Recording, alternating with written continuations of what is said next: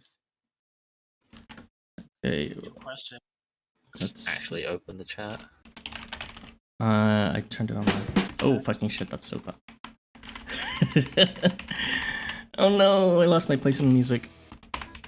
Yeah, we are live awkwardly without any music. Let me put on at least a decent track, even though it's not related to the theme. Oh wait, sweet. Okay. Hello everyone. We are live. Today we will be covering the ARs and skill-specific evolutions that recently came out in this game. In the event Canaan, the Promised Land. Joining me today after a long hiatus are Irby. Hello. This is the worst stream ever. Just up. Well, let's make it the fastest stream ever if we can. And Zalgus. I mean, the only way it could be worse is if we have massive connection issues again. No. Like that one time. That's actually technically possible. Even please no. Remember that one time our stream died that we had to like record it beforehand? Good times. And like good times, I mean, I want to forget about it. I want to forget about that. That's the one I was talking about. Never again. Never again. I didn't post the comments link. Oh, right. Okay, well, we are the epitome of prepared. Oh wait, I forgot to turn on push to talk. Whoops. And here we are. Okay. Anyways, we wasted enough time doing absolutely nothing, so let's just jump right into the discussion. Time right now, anyways. Yeah, I guess. We will start with the skill-specific evolutions from the Date Quest campaign, starting with Ashigara. So Ashigara received an evolution in which he gained nourishment strengthening and nourishment and a self-heal. And there is so little to talk about this that I kind of don't want to say much on it. Essentially just bring someone who bestows nourishment because his own nourishment that he gains himself only is self-bestowed once on appearance for some inexplicable reason. What nourishment strengthening does is it doubles his damage as well as nearly doubles his defense, or halves the damage he takes when he gets it. And like he does decent damage if you manage to have nourishment up as well as his Berserk Plus and his break. However, keep in mind his break is only applied after attacking, and as a result, you'll only really get that damage on a second turn and only the second turn, unless you have someone who can keep nourishment up. And that's why it's kind of essential. You can find many units that can bestow nourishment so much that it was really not worth me listing them. There's Kijimuna, there's what's called Marduk, there's Valentine Gimao, there's like Jiangxi Babylon. Just use the wiki. There's so much that I might end up being listing a quarter of all the units in the game. And yeah, he's also a positively phasic healer, which just generally means that he's good for middle length kind of phase lengths. I'm not a big fan of these this trigger condition for healing. I mentioned this before to Zalgus yesterday in the private DM, but I just thought it was really dumb that it kind of defeats the purpose to have it on phase start, because like on phase start you're not going to be taking any damage if you clear the phases fast enough, and if the phases go on for too long, then you're better off just getting like a heal effect that is actually applied like by attacking or every turn instead, because overall you'll gain more healing as a result of that, rather than this like only 2k HP, which is like a few turns worth of blessing or something like that. So yeah, that is something very unremarkable to be added, and luckily Astarte has also received something like that. But anyways, just ignore that part and focus on the nourishment strengthening part, and by that I mean just bring someone who bestows nourishment. That is pretty much all I have to say about this one. I think the 2k HP is pretty neat, especially if it's second AR. Closer to the mic, Kirby, if you will. I think the phase start effect is pretty neat. I mean, it is a high value for a heal at least, and you can stack it up with other ARs and ARs from other people as well. But yeah, usually when you're attacking, you usually need all those extra turns. But sometimes you also have short phases where where you take a lot of damage and are moving on to the other phase quickly, and that is where the phase start heals are actually important. There is short-term tanking heals and sustainability, and also long-term tanks and sustainability. So I think it definitely does. It definitely isn't that bad, especially the value itself. It's 2000 is pretty alright. I mean, it could be higher, like the Yoda AR, but it's still pretty high in my opinion. But yeah, there is nothing interesting to say about this except bring people with nourishment. It didn't really change much regarding what he should be used as. Yeah, it doesn't really give him a new role. In fact, it kind of just restricts his usage even more in terms of now you only want to bring him with like a nourishment setup. And it was already really limited where you'd want to bring him anyways. So he started as a unit that I would probably not be using, and he ended up as a unit I would probably not be using. Like if you want bigger damage, there's also other ways you can do it besides just the Ashigara. But supposedly he does a lot of damage compared to other units. I don't know about that though. Yeah. On his own, he is one of the highest damage shot units. The only one who I didn't look that long because it wasn't that interesting. But the only person who should be able to do more damage without any outside support is Babe Bunyan, and only on the first turn. After one turn passes, Babe will be doing less damage.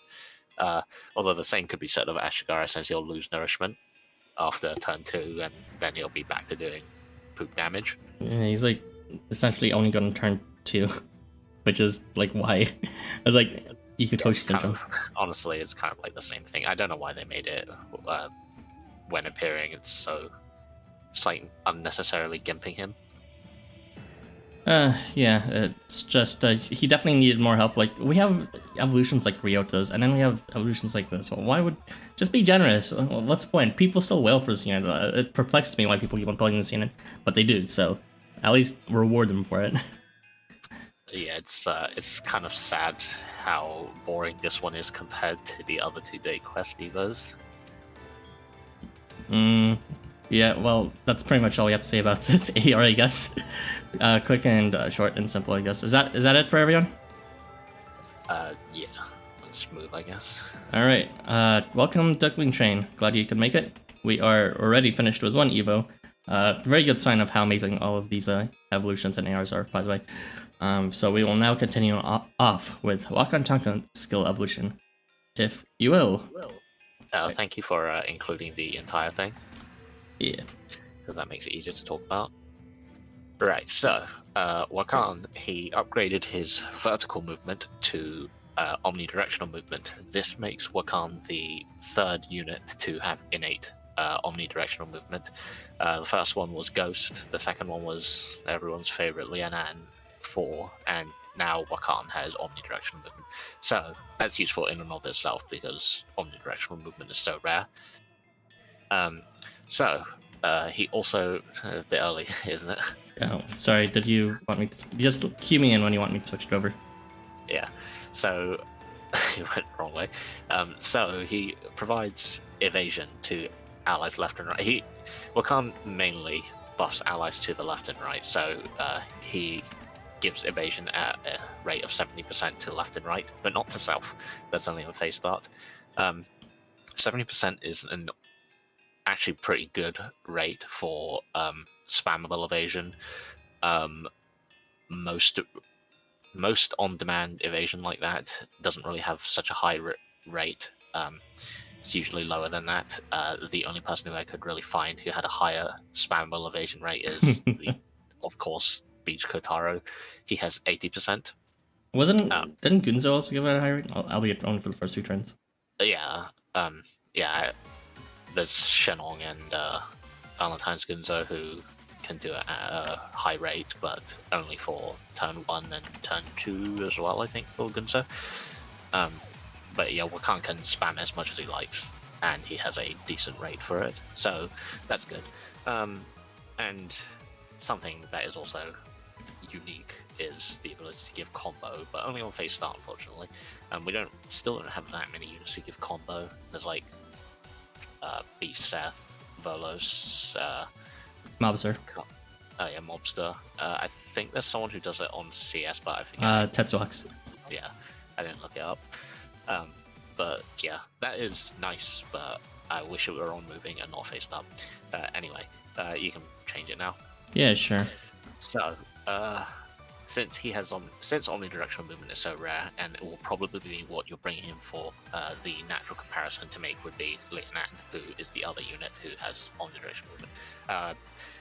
A short summary for Ghost is that he has omnidirectional movement and he curses and dazzles units who hit him.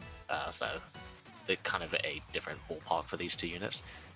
So I decided to make a comparison chart. So Leonan's more about turbocharging one unit. Oh, the stream cut out for me for a moment. It's fine on my side. Don't tell you.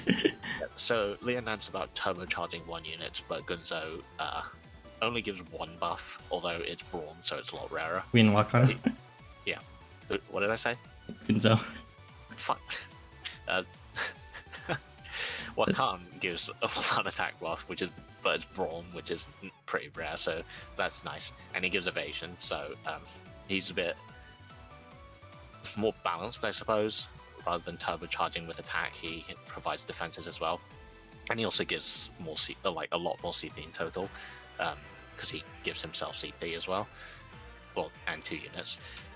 So besides the buffing capabilities, they're pretty different. I'd say Leonan is a lot tankier than Wakan. Besides, you used the wrong version of the thing. What? No, this is the third version you sent me. I sent one more version. I didn't see that. I even checked before. Like, I thought you were gonna send it, but then we were talking and then I didn't see it. Well, it doesn't matter. I just fixed one word. But anyway, so Leonan is a lot more tanky than Wakan. Has like almost 2,000 more HP. She also heals a lot and constantly applies nullified buff. So it's hard to pin her down, I'd say, because she'll just keep negating buffs or debuffs. Whereas Wakan, he's got permanent resistance to knockback, so that could be useful in and of itself, depending on the map. And he has evasion on turn start, face start. Yeah. I wish it would turn Evasion start. turn start, Jesus Christ. Well, I guess that's just Team Delos. Doesn't like Bertro have that? Like on move or something, and that's like. Bertro is on move. Oh yeah. I don't even remember what Bertro does besides concentration, stacking or glint stacking. Anyway, yeah, so Wakan evades on face start, so for the first turn he's tankier at least. Unlike Leonan though, Wakan can actually do damage on his own. He does. I mean, he was always known for doing a lot of damage. It's only blow range, but even that, it just makes it so that whoever he hits, he will hit really hard. But not sure what else to say, honestly. The main differences that you'll be looking for is, do you want the blowback resistance, in my opinion, or do you want the single target damage from Wakan? I think that unlike Kotaro, his evasion is to the left and right, which could be useful because Kotaro obviously just struggles with in cases where they're just shot range or thrust range. And which is why he's like mostly used in something like the Ikibuku dungeon. But with like Wakan, you could, I guess, safely spam evasion from the side in cases of shot and thrust units and snipe units and the likes. But that leaves them susceptible to the slash and non-slash units. Yeah, but he's like a blow type, so ideally you'd be like blowing them up at the same time with your like giant fist. And also, he gets away. Like, I've tried this a lot with Vargo. Like, blow units with phase start evasion is actually quite useful. You can get away with deleting the biggest threat in the front line and then like stall for the rest of the turns. And Wakan talking to do the same in this case. And it depends on what content you're doing. Yeah, true. Also, Orby, please speak closer to the mic. I cannot. I am eating the mic right now. That's the way I like to hear it. Nice. So, in addition to that, I think that combo on face start is actually really nice because we've always Zalga said he wanted on move, but we already have like 2 units to do on move, and it's move is really costly. So I like the fact that you don't have to move and like waste Ultian and turn, for example, to get that going. You're gonna be moving Wakan if you're bringing him anyway, though.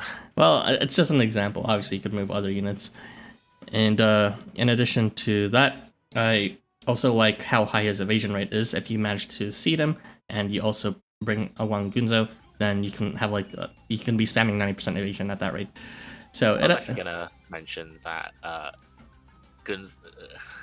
Kotaro kind of has a better partner for that, I'd say, in Go On, but Gunzo doesn't really pair well with Wakan. Yeah, because they kind of both do the same thing, but yeah. Yeah, and Gunzo has to move as well. For I think both of his variants, or his regular and his thing. I forget what his regular version does, but his variant definitely has to move. I forget if Wakan likes anyone else. Is it just Gunzo? It's just Gunzo. Wow, the traitor. How dare he say my Durga all this time, but there was really only one my Gunzo at the end. I think this Evo could have used a little bit more, to be honest. I think he could have gotten a defense buff for himself. Really? This is one of the strongest Evos we've ever received. Like, sort of, but also... Granted, it's still like a tier below Evos, but... Yeah. I feel like him not... I feel like the evasion spam thing kind of rendered it a bit less powerful when you consider that he's going to have to be at the same level as everyone else, which probably means he's also going to be on the front line, and probably means that if the board doesn't blow up, he's probably going to blow up himself. Well, again, that's just what I think. True, but that's why you exploit that base start evasion to get like 1 free hit in, and then just stall the rest. And evasion obviously is what we're stalling for. So yeah, I guess that covers our thoughts on Wakan. Overall, I like this Evo a lot. I'm not sure if he's good enough that I'd use him again, but he was definitely he was an interesting pick for the drop quests for the date quest campaign because unlike most drop quests, they actually randomize the positions for most of the units in that one, and Wakan had that liberty of moving around with that extended now horizontal movement to buff people at the same time as providing protection. So that was pretty neat. I do think it's an okay Evo, and he has, at least compared to Leonan, he has a niche for himself primarily in the blowback resistance. But yeah, it's definitely not the worst thing. Yeah, for sure. Like, Wakan used to be known for just blowing up a single target, and then I guess he had other stuff. But now that other stuff seems to be becoming more primary now that it's the incentive for moving him is a lot greater now. I do think that tenacity to self or something would have been good though. That's the trade-off for evasion units oftentimes. That's kind I'll of... let the Kotaro. Kotaro is so broken, but it's okay. I guess we're done talking about Wakan, so I'm just gonna move on to the next unit if that's right with you guys. Yeah, Sure. We don't seem to be getting any comments. I mean, this everyone is so excited they don't have anything to say. Left them speechless. Oh wait, we have one. Hello, Lord Hermes. Skill Evo Wakan plus Daikoku is fun. Yeah, Daikoku could protect Wakan, so that'd be good, and that's a lot of CP. Yeah, that is a lot of CP, and he gives combo for even more CP. True, and the defensive purpose, people crying over not having him not having. I didn't actually suggest units for this. I forgot to look into units after making the comparison. Whoops. But yeah, someone who can give defensive buffs to the side without having to move. There we go.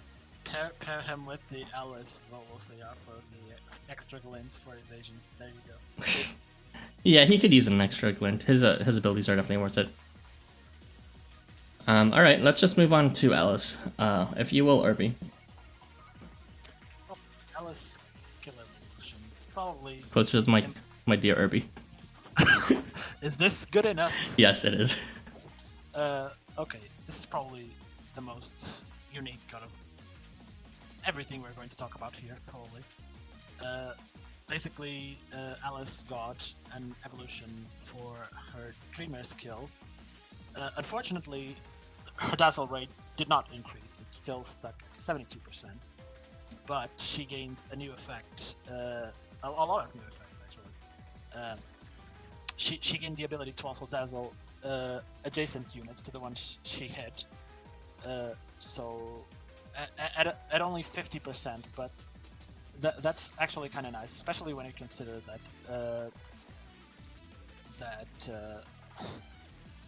she's going to hit 5 units ideally, so she can potentially dazzle and it's a big amount of units. Yeah, and depending on who's adjacent to, like, you'll have a second chance at dazzling if the first effect fails. So.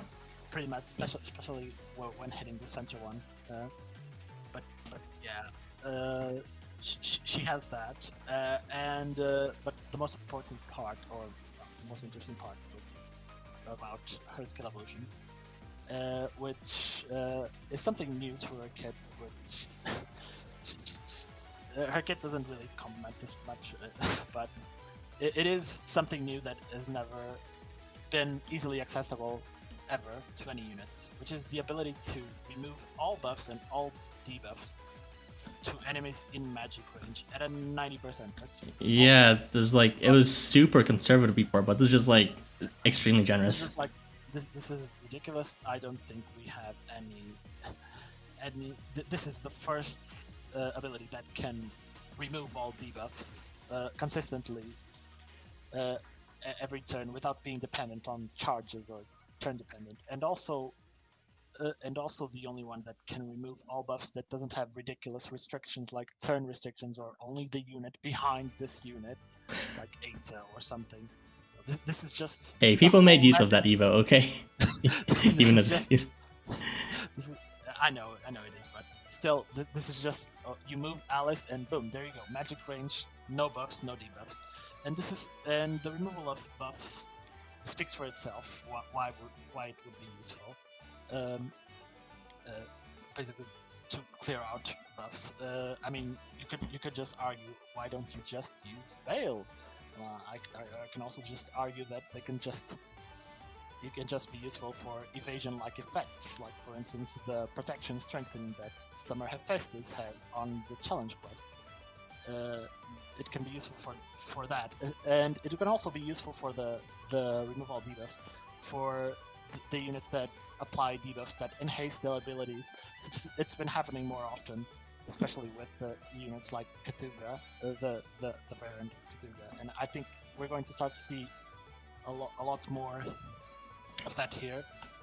It's also useful for units that have non-debuff strengthening as well, or whatever that ability is. It's whatever Volk's ability does have. Yeah, it plays really specially with like all these conditional effects and like. But also, the most important part is that the ability to remove all debuffs means she can reset the timer on all debuffs on the enemies on magic range. It's going to be especially useful and a lot more consistent than our previous alternatives before. So now what this can do is that if we build a team that, for instance, we have a Daikoku that is about to skill lock the 3v3 the whole board, and the skill lock is about to end. Well, now you can just move Alice, she will remove all debuffs, and Daikoku will skill lock them all again, and the duration timer for it has been reset without having to have a downtime where all the units lose their skill lock and they can trigger their skills again. This is something that can be potentially really useful if only it wasn't attached to this kit, because to use her, well, she basically the only thing she does is this very conditional. You know what? I just removing all buffs and dazzle. That is it. Yeah. Also, that glint with health I just noticed, it would pair fairly well with her effects. It wouldn't affect on the first turn, unfortunately. Yeah. It would help with dazzle though. For sure. It would basically make the adjacent dazzle to work kind of like Shiro's weakness, like 60%, which is okay. it's not 50%, it's 60%. Yeah. Well, I'm impressed by this this Evo a lot, and I think that it does have its trade-offs. So is the thing, like it's extremely like reliable and it's on demand. However, again, it does have a costly move, and in addition, because it's on move, it's not gonna it's not gonna guard against reactive statuses. For example, bestow evasion when they're hit. That's gonna be applied after all the buffs are already removed. So that is a downside, in which case you still may want to use Eita or something like that. But she ends up being like the perfect unit for certain other challenge quests, such as the Alberic one, if you remember that, where he starts with a whole bunch of buffs that like only slowly dwindle off after several turns. I don't have too much to say about this, but yeah, I think it's definitely probably one of the most interesting Evas we've ever gotten. I don't think we've ever had a unit who removes debuffs off of an enemy, I think. Well, besides Gourmand, who does that really count as removing debuffs? Sort of. I mean, it does, kind of. It's pretty reliable, 70%. We also have Shiva as well. Oh yeah, Shiva, well, he removes everything. But yeah, Alice is definitely the most accessible way to remove all debuffs and all buffs, so I think that in of itself is definitely worthy. But I do actually quite like this this Evo, and I now have an excuse to use her at some point. Yeah, she's still not a general purpose unit, but she turns out to be like such an important key for a lot of different challenge quest gimmicks, just because statuses are like one of the most fundamental like things to deal with in challenge quests. So yeah, look out for the next challenge quest that uses like inflicts a bunch of or bestows a bunch of buffs to the enemy. She'll be your girl to call. But yeah, I guess that is it for our girl Alice. Shall we move on, everyone? Sure. Equip Alice Volus AR on her. There you go. Yeah. Yes. Oh yeah, that dazzle advantage and going to get. Well, everyone knows that's the perfect AR for. Anyways. It's the perfect AR for everyone who can equip it. Yes. Exactly. Damn you guys for getting it, but not me. Anyway, we shall talk about Astaroth's non-existent evolution, and I do mean non-existent because it might as well not be there. So the effect that he and she received is arousal to adjacent units when they miss, as well as just like Beachside Ashigara, she can now heal herself on phase start. So her ability to bestow arousal to units adjacent to her actually compounds on top of her ability to already bestow like a flat amount of CP to adjacent allies, although that's only at 60%, right? So not exactly the most reliable. But she turns out to be, if you do trigger that, then she turns out to be a decent CP battery, giving 22 CP per turn. So that'd be 12 CP on miss and 10 CP at the end of the turn from arousal.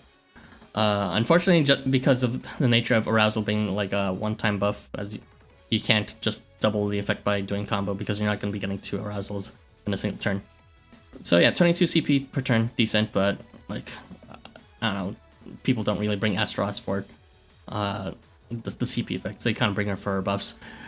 Well, yeah. Now that I think about it, people don't really bring Astaroth anyways. So she's strong, but she's just unfocused, and this doesn't really help her with that. And you already heard my thoughts for phase start healing, so I don't really care about that. I'd say people use Astarte for the damage more than the buffs itself, because her buffs are really low rates. 3-star, that is. 3-star. This is like this is a buff, a skill evo that should have gone to Astaroth 3, and then Astarte's gone a different evo entirely, because this is something that goes to a support unit, not an attacker unit. It is pretty strange. It would pair a lot better to the 3-star, but I guess this is what we have. Now we're stuck with this poopy evo, and Astarte will never get a good one. Oh, it's okay. She didn't really need her in the first place, but it's... Well, they were better off not giving her one, so that I could think maybe they'll give her one, because I actually like Astarte. Yeah, the lab effect right there. Absolutely useless. It's not useless, because 100%, she can actually do something. guaranteed, but it's not what you bring Astarte for. It's just okay. Let's add this thing, completely random thing to the character. Oh, there we go. Still have issue. Unless for some reason you're really relying on her poopy support skills, which I mean, I guess you could, but then you'd have to be rolling for 30%, and I'm not about that. Yeah, just bring Daikaku, honestly. It's at the end of the day, there's not much to say about this Evo, just like with the Ashigara one. Like, my recommendation is just bring units who have potent charge attacks. So basically, like, bring the general units you would in some sort of charge setup. And she's not even the best for her in that case. It's like Daikaku does it better even without combo, and more reliably too. And also Christmas Ryota, and she just doesn't have really a place because like she's trying to be like a bad support in addition to like an occasional strong attacker, and this doesn't help that by just making her more of a weak support, but that's slightly stronger. Yeah, it's a very conflicting design, but I think they just gave it to her as just to throw her a bone. So I consider this a non-Evo. I don't even know if I'd call it throwing a bone. It was so completely unnecessary. She didn't even need an evolution. Yeah, well, Canaan Robertson should have gotten one. God damn it. Oh yeah. Well, none of the Canaan units received one. I'm just justifying it by saying they gave her one because they gave all the other regulars one. Well, besides Robinson, but yeah, but Canaan Robinson is actually kind of shit. Like, weren't you the one who was like, "Oh yeah, that damage," and then he fully taxied him? Yes, that was back then when we didn't really have many snipe units. But Canaan Robinson compared to Canaan Kijimuna and Canaan Tangaroa is really bad, and those two are very good. So, yeah. Really? Oh yeah, Dagon. Oh, yeah, Dagon's really good too. Yeah, he's really strong. I just forget he exists half the time. But that's okay, because he's strong. I've been using your Dagon all this time. But we're not talking about Dagon, we're talking about Astarte's not existing yet. And we're done talking about it, so I'll just move on to the next topic, alright? You're not even going to say which units you could pair her now, thanks to this evolution. I just said bring anyone who has a good charge, which is saying next to nothing, but whatever. Whatever. It is how it is. You give us the shit Evo LW, we'll give you like a shit breakdown of it. Alright. Tangaroa, if you will. I think this is Zalgus. Yeah, it's me. So Tangaroa, Tangaroa 5, his base version was always pretty poop, and his main problem was that he was always really squishy. He gave tenacity and regeneration to allies, but not to himself. So then he pretty much did nothing except kind of occasionally crit and die because he hasn't got defenses. So they changed that. The regeneration and tenacity now apply to himself. So that's good, if only the tenacity wasn't 90%, goddamn. But, you know, now Tangaroa can actually take a hit and survive for a bit.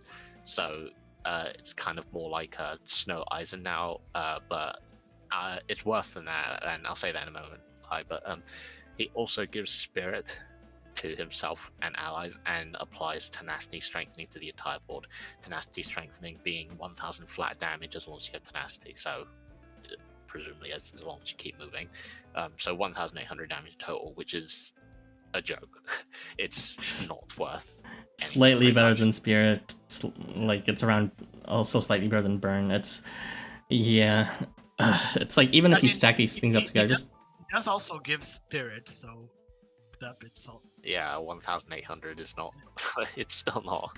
Just give it to people with combo. Wow, 3000 and something, or 4000 and something. 3600. Yeah, so that's not impressive. It's not really that enough damage to be important, unless for some reason you need small amounts of flat damage, but there are millions of other choices for that. So and like I don't understand why these exist when like Countdown still does like 20 times more than this. Why do they even bother with this shit? Even if you had like combo and everyone attacks, Countdown would still do more. one tick, what the heck? Yeah, I don't know why they made us such a restrained effect, because Tangaroa wasn't good anyway. In fact, he was probably one of the worst at 5 stars.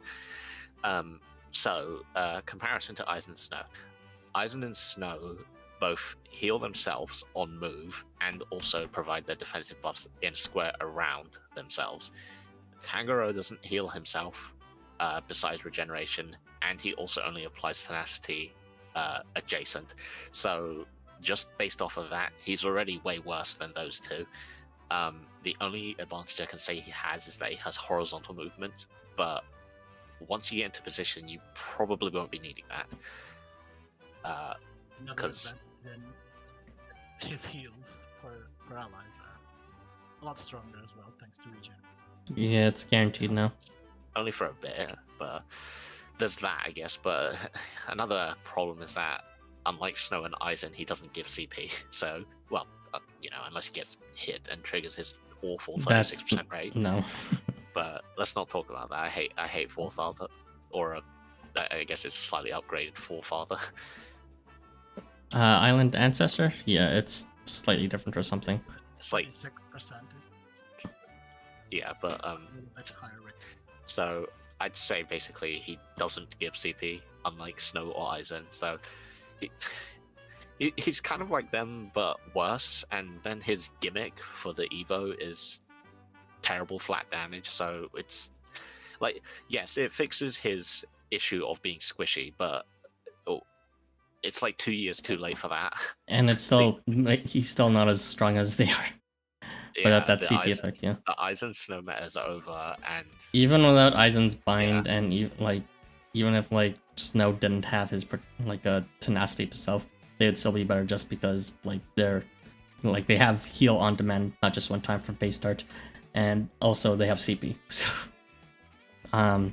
tenacity strength thing does not make up for it, for sure. Yeah, he's just way worse than them, and like just bring them, and if you want flat damage, look elsewhere because there are many other choices. Yeah, I concur.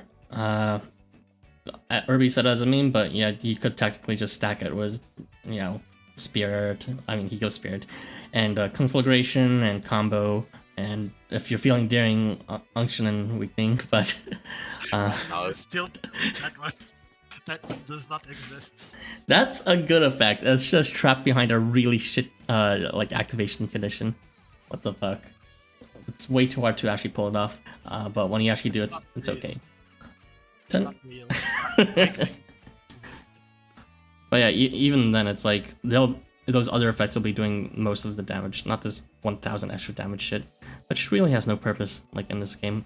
They at least fixed burn by making Conflagration to be paired with it, but this is just not helpful flat out the gate.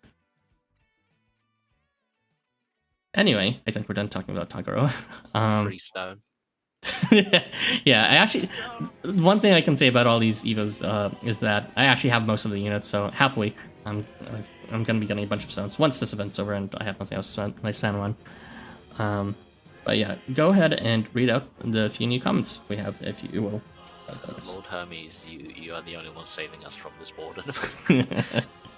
Bring another 4-star Astaroth to synergize with your own. I don't think I've ever actually brought two of them. No one. I think I only have one person on my list who actually has Astarte 4 on support, but I guess you could do that to give Astarte a buff, arousal, but yeah. In before next event has stackable comp. I think I have actually talked about a triple attack before, but I don't know if we'd ever get that. That would be cool though. Oh yeah, I have always liked the gimmick of, I mentioned this before, I'm pretty sure, so maybe I'm doing deja vu, but I like the gimmick of completely nullifying scaling damage in favor of a certain amount of times you have to hit them. There's been a lot of challenge quests and main quest bosses that take advantage of that, to my understanding. It's just that it's a darn shame that combo is still so rare and not necessarily accessible in most cases. So more effects that take advantage of combo would be good. Make it more common, and also a stackable combo would be very welcome so that it becomes a more viable kind of strategy. I just want more units who can give combo, to be honest. We're still so limited. I think Beach, Seth, and Monsters are still the premier units. Yeah, I'd agree. I mean, I might find use for Wakan one day if I absolutely do not want to bring Mobster because Mobster, and I don't want to waste a move, so he could be fun. Everyone uses mobster, so I don't know. It feels as at some point I want to see someone else, but there is no one else. Yeah. Let's see. Rip Tangaroa, I don't know why his skill lever is so max, considering how selfless he is. If you're going to have a support that can't even take care of itself and blow up at any moment, they better be able to offer something substantial. Yeah, I mean, before the Evo where he did just blow up, he didn't really offer anything. He offered tenacity and mild damage buff to himself with crit, which is, blah. It's like terrible rate, and he doesn't do enough damage for it to be, considered really. Honestly, I think he should have given crit to his allies, because that would make more sense if he's trying to. It feels more like his kit should be based around buffing his allies, but like now they made it buff himself too. But the crit doesn't make sense. Yeah, I don't know. Is he even Dragonborn? I don't know. I don't even know if it makes sense lore-wise. I don't know anything about Tangaroa. I don't think they mentioned any dragon within him. Maybe something related to his snakes, but whatever. Yeah. I think the ability is kind of random. Yeah. Yeah. I don't know why he has crit. It should honestly just be something else to buff his allies. Or at least, like Living Lightning style to give crit to them. Yeah. Volos gives combo to everyone, always forgets him. I do actually remember him, but I've used him before for combo, but it was never really that. Like, I would just use Beach Staff instead. Although the one time I did use, it was Volos 3. I used him for like his healing as well, so I guess there's that too. But isn't Seth's at a higher rate and just better range? Seth is to adjacent allies. Volos is above and below. I think Seth is a bit higher value, but Volos is fairly reliable anyway. I think Seth is 80% or something. Yeah, the only reason you want to use the Volos instead is if you really want regeneration for some reason from him. Yeah, he gives decent healing. But yeah, it always just ends up being Beach Seth as the pick because he has horizontal movement and protection. So a lot more useful than Volos' regeneration 90% of the time. Yeah, okay, dead Evo. Let's move on. We're all good here? Yeah. Alright. Irby, you're up. Asterius. Wow. What a great evolution. But moving on for a slightly better evolution. Asterius. Asterius got his Blood of the Beast skill evolution. Basically, he now pulls enemies in snipe range by 1 square and himself at 100% as well. This is really good because it helps him reach his targets as a thrust unit. Unfortunately, this is also on move, but he also gains a new effect on move as well to complement that, which is the ability to inflict fear to enemies in shot range. Why does he need to inflict fear to enemies in shot range? It's basically just to take advantage of the extra damage he has, because he gained extra damage to all enemies that have a movement disabling status. This being break, fear, paralysis, and oppression. So basically he's going to pull in units and he's going to deal slightly higher damage to them because he's going to inflict fear, or not because it's 90%, but still he's going to deal slightly higher damage. Now that you mention it, I just realized it's just like you're not going to be stalling at all with Asterius because he pulls them in at the same time as he fears. So they're going to be a very big brain. The fear is irrelevant. Yeah. But yeah, he's going to do that, and after he attacks, he's going to apply break to enemies left and right. It's kind of like Algernon. Or Suzuka. I think it's exactly like Algernon, to be honest. But it's only 70%, and it's only adjacent units, so meaning you're not going to be able to take advantage of this until turn 2 with Astarte, that is. Actually, you can take advantage of it as long as there's multiple people in the same horizontal line.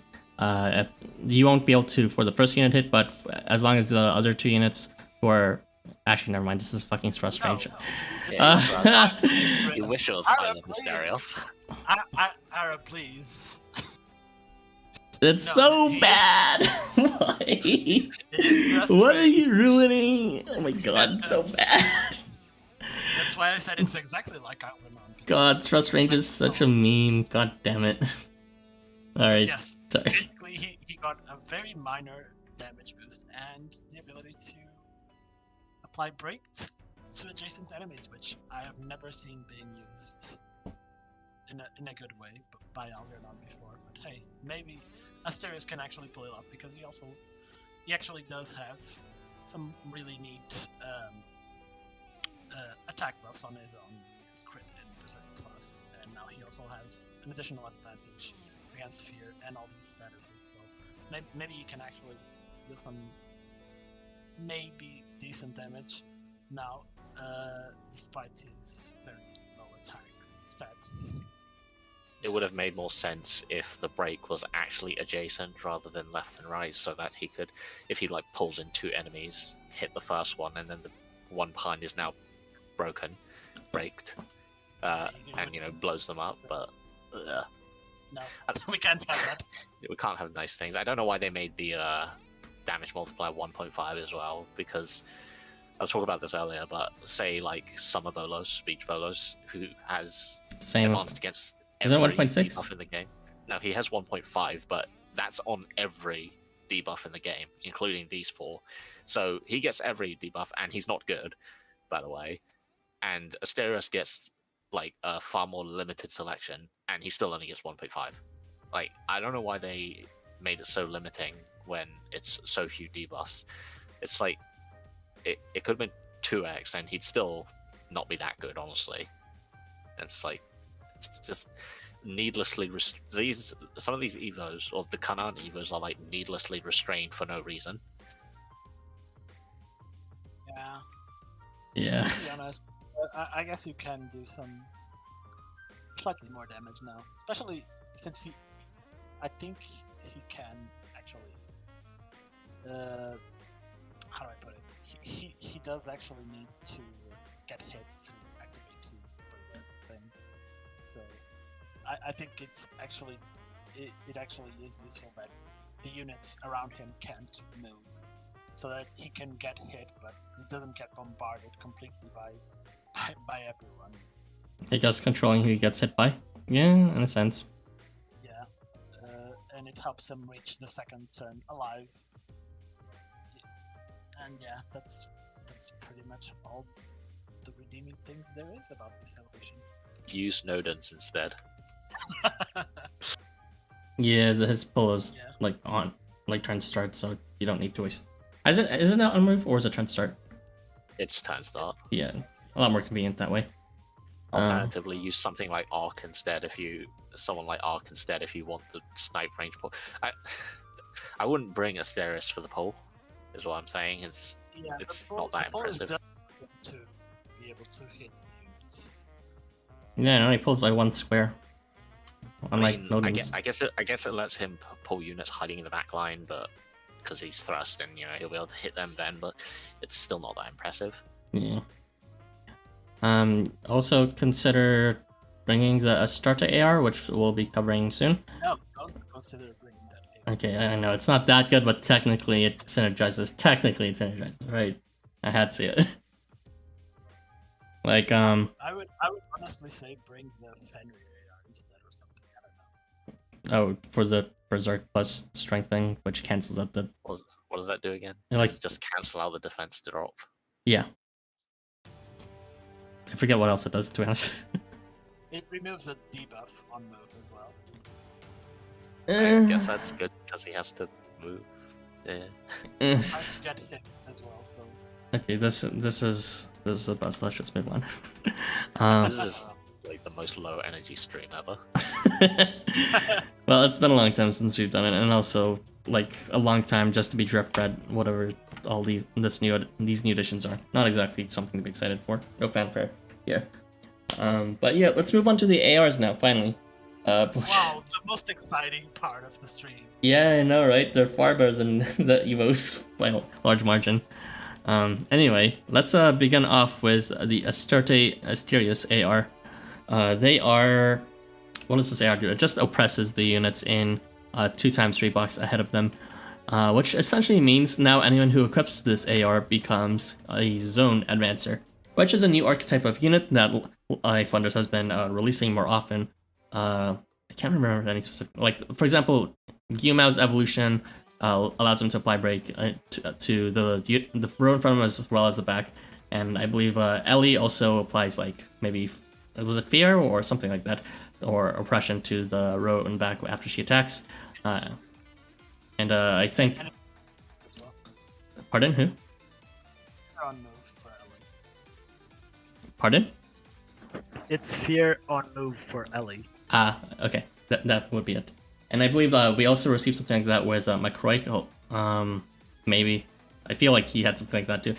But essentially, it is an archetype in terms of being able to like hold the back row in place so that when you clear the front row, you'll be able to actually move in and take in one row further. So this helps. Unfortunately, it's only 40% rate, so it's not going to be something super reliable. But when you do take advantage of it, make sure you're like using a slash unit as a result. That's who I'd recommend it to bring it on. Units who can actually clear the front row. Otherwise, it's kind of like a wasted opportunity to advance the zone. So there's a lot of damage dealers that are slash units. So it's very generous of them to just say, yeah, all slash units can equip it. And the selection includes, but is not limited to, well, maybe it is limited to, at least to today. Hephaestus, his summer variant, Dagon 5, Kasuga, Chernobog, Asterius, his island variant, Hogan, who has crit on phase start, and Musashi, who also has crit on phase start. You may also want to consider bringing units just to have oppression advantage, such as, what's his face? Who's what's his name again? Guy who sits, gives movement expansion. Yoritomo. Oh, Yoritomo, right. He has a 2x oppression advantage, so he can actually become a decent damage dealer. The only issue you wouldn't want to do it with him before is because he had to do on miss, but now you can do it immediately. So that's an option if you want. And of course, we just talked about Asterius, who now gained a 1.5 times oppression advantage, I guess. And there's also Fire Yaksha specifically, who is a slash unit and also has oppression advantage, but probably not Bringer because then you'd have to bring Yaksha. And in addition to all of that, rather than following the archetype as a zone advancer, you may also just want to consider using it as like an additional form of reducing damage through your enmity diverting tanks. So not just any kind of tanks, but the tanks that take the aggro away from all the enemies, so that like your enemies, your allies somewhere else on the side can do the main damage. So this would include Sasagua and Valentine Vargas, who both have attention. I believe that's what it was translated to. No, taunt. So yeah, they both have taunt, and Furufumi does not, but he's a pretty good tank, so I would still recommend him. And they can freeze the units in place so that your allies can still like attack safely from the back, and they won't activate their on-move crits or other crap like that. But yeah, that is all I can say about this Evo. Anything else from you guys? Can you talk about the CS multiplier? Oh yeah, it has a 2x. That was the more interesting part of it. That's the most interesting. You're talking about the oppression that is practically. That's the effect. Okay, like whatever. Like I don't have that, so I don't really need to use this charge. And even if I did, I still have Kotaros. Like it's like I don't know. It's not something that I personally would find useful. But yes, if you do have like a slash unit or a non-range unit that has a strong charge, wow, they really gave up +2 multiplier for just non-units in general. Then yeah, have a second one. Oh yeah, with the Anvari one, also B1. So yeah, have fun with this. This is, however, the first AR that gives a +2 multiplier to slash units. Actually, it's the first AR that gives any CS multiplier to slash units exclusively. So it has that going for it, I guess. I mean, there's not too much slash units with like overwhelming charges. Like Dead has an all-range charge. I can't remember if it was particularly strong though. And sort of strong. But yeah, it's Valentine's Moritaka. Yeah, I guess he gets his charge for free instantly. Was it like 100% or like 8? It's 8 ECP every turn, so not on the first turn or phase, but every other phase you're basically guaranteed it. Okay, so this could help with that. And I mean, I don't know. It's not the most exciting kind of weapon type to put on, but there are units that would take advantage of it. You suggested which unit, Rebby? Rebby? Cthulhu. Oh yeah. Well, I did say Kusuga, but for a different reason. Oh wow. Yet another AR that would be good on Kusuga. He really needed that. You didn't list Astarte or Astaroth on, did you? No, I didn't. That's because I. It's the first one. I didn't know about the CS multiplier, mostly because I didn't really care about it. But yes, it would be good on Astarte as well for a charge. I do not care about the more important part of the AR. Well, remember, there's like a million ARs that like increase your CS multiplier by 2. Like, okay, that doesn't bother me. At least it's 100% though. Yeah, I guess. Just like the depression, you wish. But yeah. Anything else you guys would like to add on not the CS multiplier part, but the actual effects?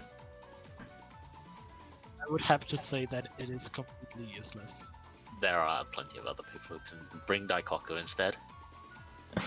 There, done. Let's go high energy stream. Alright. I'll just read out the comments and we can move on to that. I guess Daikoku could double dip on the oppression. He's close enough to the front row. I guess. Okay, let me read up the comments.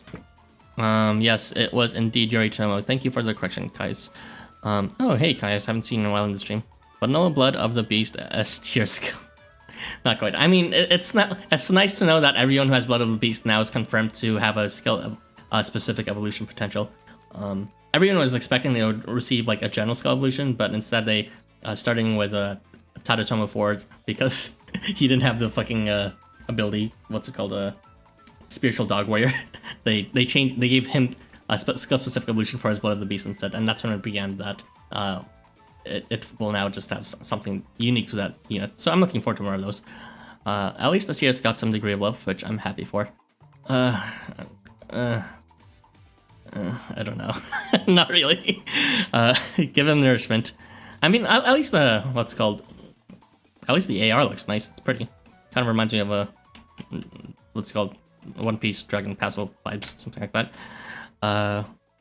Give him nourishment. No thanks. That nourishment was like 2019, 2020 Evos. Let's not do that again. The art carried this AR. Yeah, it is fairly gorgeous. Although now that I look at it, those are like regular trees. That's not underwater. It's like, those are just actual pine trees. Now I'm wondering what kind of landscape a Canaan is supposed to have. I thought it was just like some sort of underwater utopia.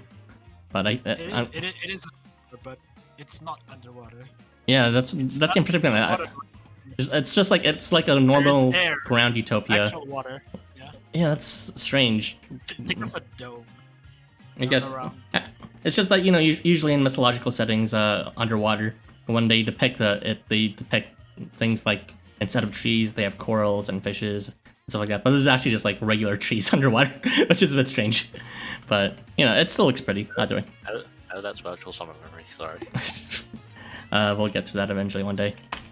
Yeah, you'll be lurking some. Hey, thanks. Honestly, an umbrella evolution for Blood of the Beast would have been hot dog water anyways. Would have. Yeah, that's actually a really gross, what's it called, image in my mind. Thank you for introducing it to me. I will proceed to try to forget it now. I recall something about it, but the Blood of the Beast units were so varied that like it was attached to so many units that any umbrella Evo would inevitably be completely useless for some people.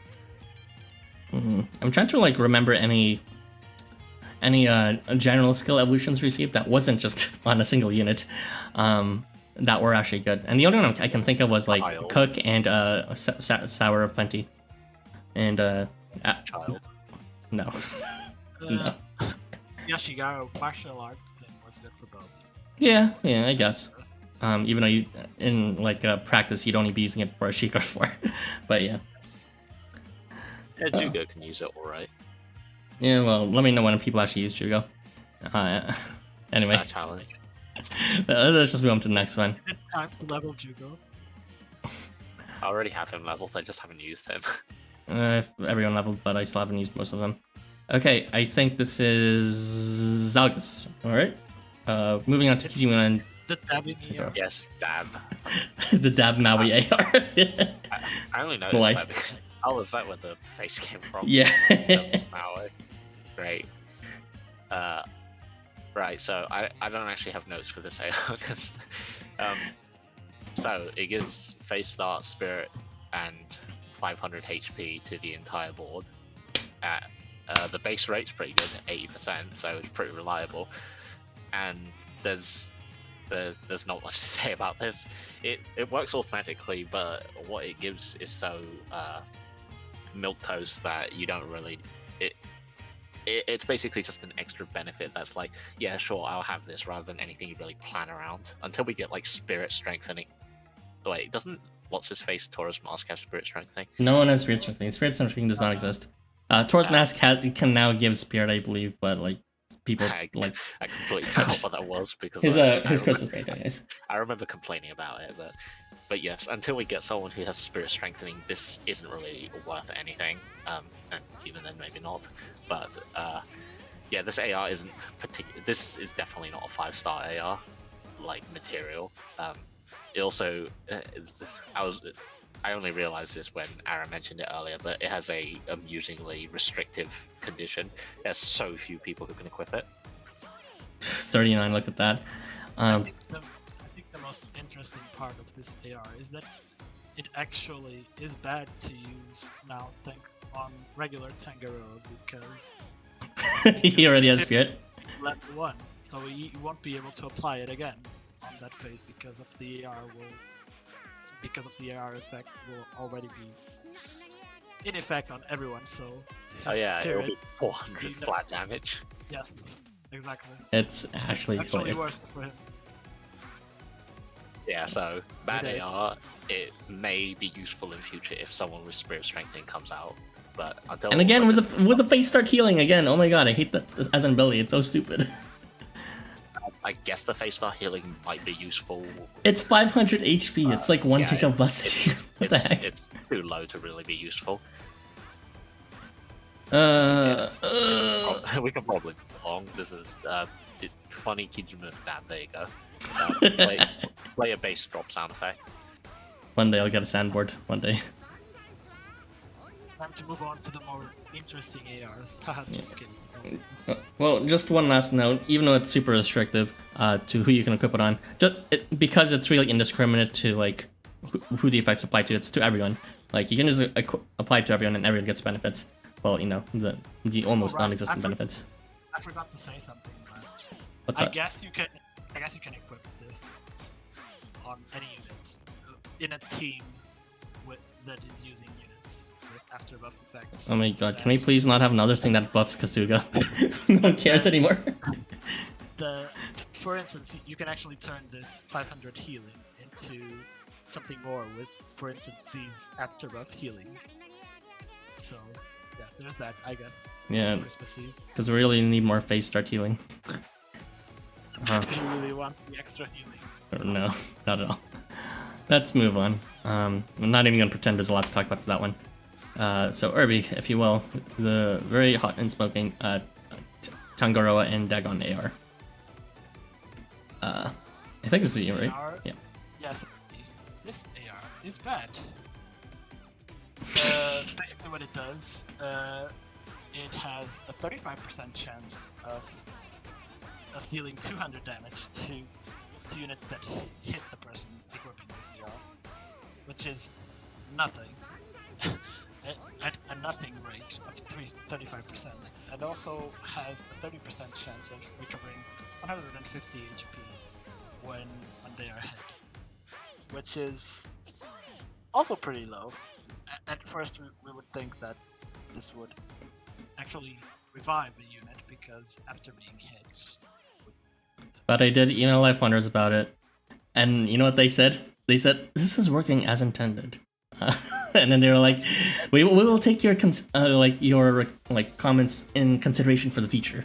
But yeah, pretty much they said, "We know you're upset, but deal with it." Thank you, Life Wonders, for lying to our faces, for writing down as post damage, and yet it clearly healing before the damage was applied. Yeah, it is not a very good AR.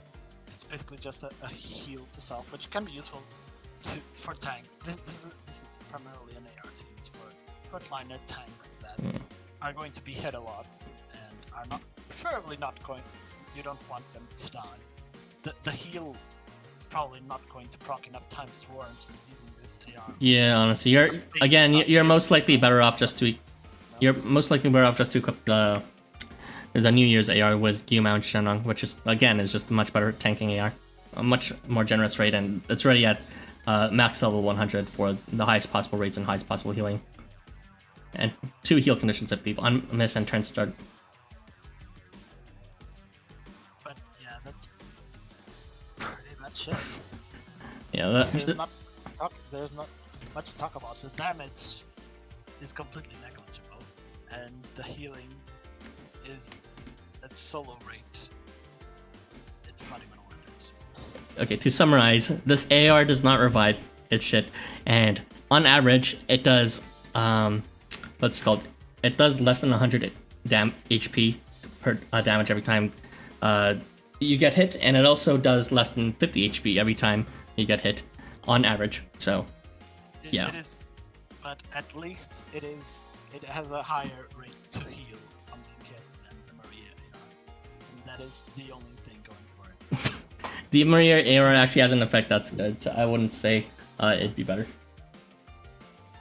No, I'm saying better in this effect. Oh, right. Right, because that's obviously the effect you'd be using it for. Of course. What other effect could you possibly be talking about? Yeah, that's pretty much it. Yeah. I don't have much else. Okay. The ARs is bad job. At least the art is okay, and macro is funny. that is all we need here is horny ARs with people's bulges on top of the other's legs. That's it. Yeah, Dagon likes wearing the same clothes as Kenga. The underwear is like the same pattern. I wouldn't remember what Kango's underwear looks like, so I can't say. I think it was Kengo. There was someone who was wearing similar. No, Dagon, actually. Was it Dagon? I might be misremembering. Yeah, it is Dagon's. I don't really remember Dagon's under. I can only remember his Photoshop warped abs. Now you mentioned it kind of looks like that here too. But anyways, yeah. Life Wonders knows its audience. Clearly, we do not care about how good an AR is and effects. We only care about if we can be suffocated under their bulge. So I think this AR does a pretty good job in that respect. And the most important part, Nether Merman finally made it to the ARs. Wow, amazing. Oh yeah. Nether Merman made it. He did it. What a cutie. He wasn't Finally. The redemption for being like deleted in GoGo 1. Well, Did it. rip not Infernal Mermaid. But yeah, let's can you read out the one comment, Irvi, and then we'll move on. No, there's more comments here. Oh, are there? No, it's just the one. No, it's just the one, yeah. Yeah. The one AR I got from the banner, and it turns out to be trash. It's okay, all ARs are trash. Yeah, So don't worry. in this banner, not all ARs in general, but yes, this was definitely a skip banner. Like it was super obvious about it. You were better off spending on the other. Maybe we should start off this discussion with that. Just be like, yes, this banner's a scam. I know it's 2 weeks late, but don't pull it if you still have it. The other AR banner is a lot better because it has Sun and Oil, and From the Deep is also a decent AR as well. And yeah, if you have Sun and Oil, then perfect. It's a good AR. Yeah. But yeah, let's move on. Let's move on. I just looked up Kengo. It is actually the exact same pattern. Kind of brownie with the gold stripe. No, but that's Dagon's as well, so Kengo copied. Or maybe it's the okay. same pair. The implications. Anyway, I will just post it to see, just to prove that I am not making this up. you heard it here, folks. Irby is about to horny bulge post. Let's just move on before Irby does that. Oh my god, he actually shared it. Seriously, Nice. Oh, yeah, I see. Thank you. I can't tell if that's because Bomb was referencing, or is just because he draws the same. I don't know. That's underwear. Let's not talk about the underwear anymore. Let's just finish up this.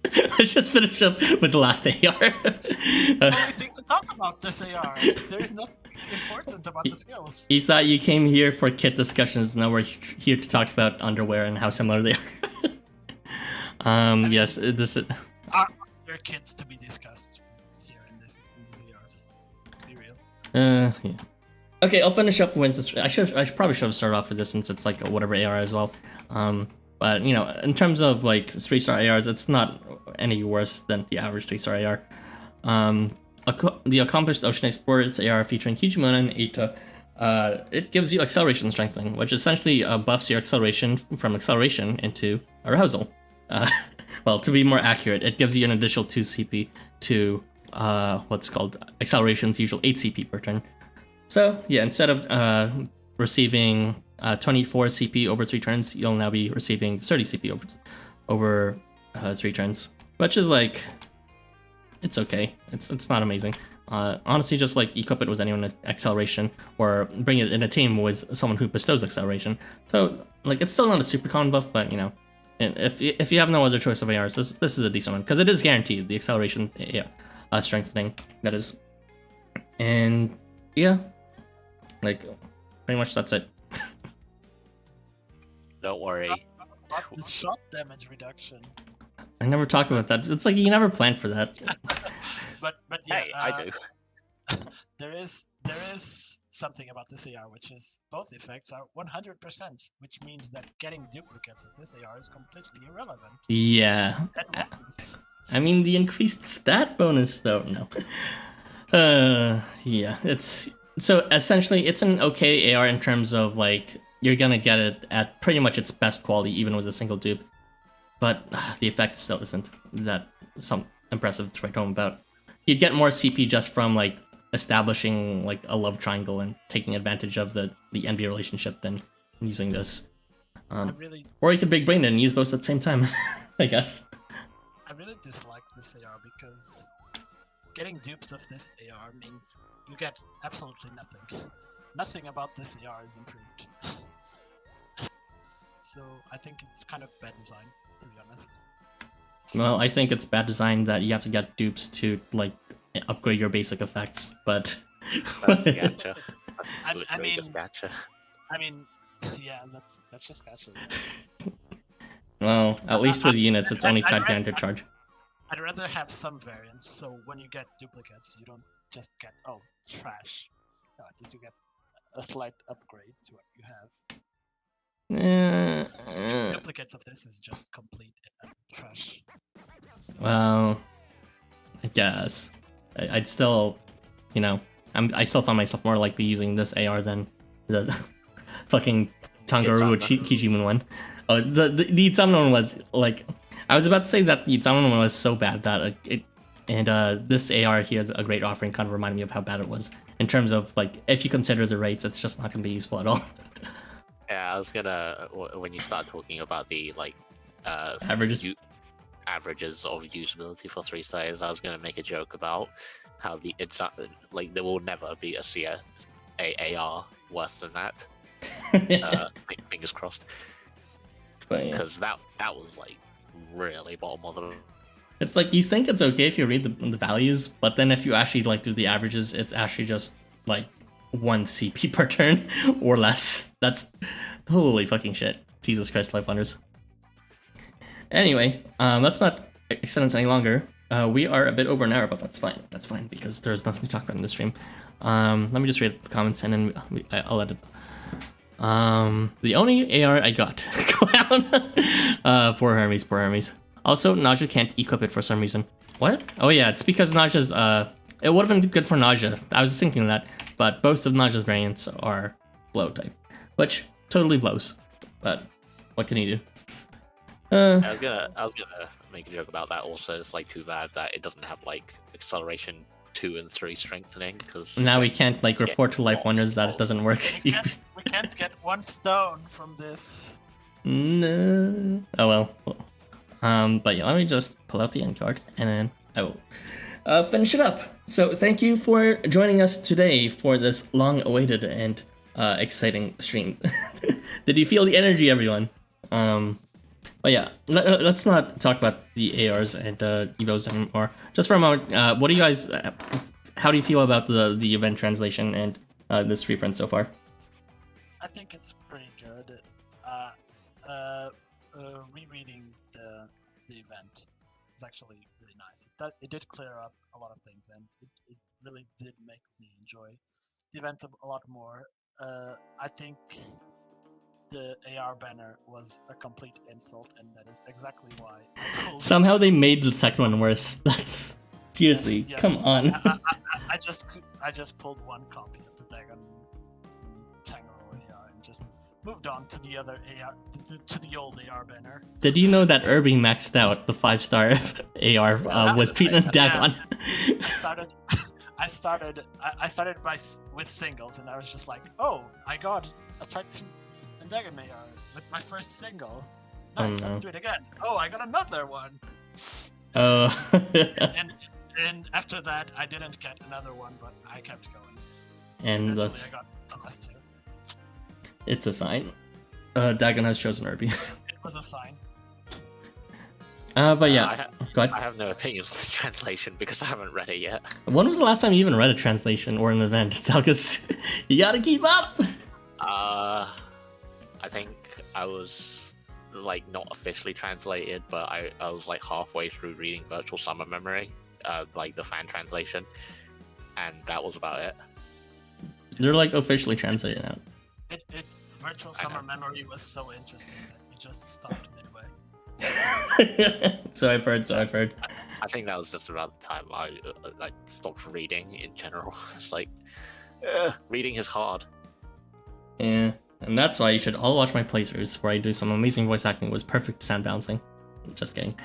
But yeah, my thoughts on it. I'm very glad they brought back event missions, which is like, you know, we haven't seen since Christmas. Unfortunately, they didn't return like seed rewards. So it would have been nice to see level seeds or skill seeds or even blossoms, but no, instead we received fragments, and so Life Wonders basically saying us, if you want blossoms, go get them from your shop, which is like, come on, Life Wonders.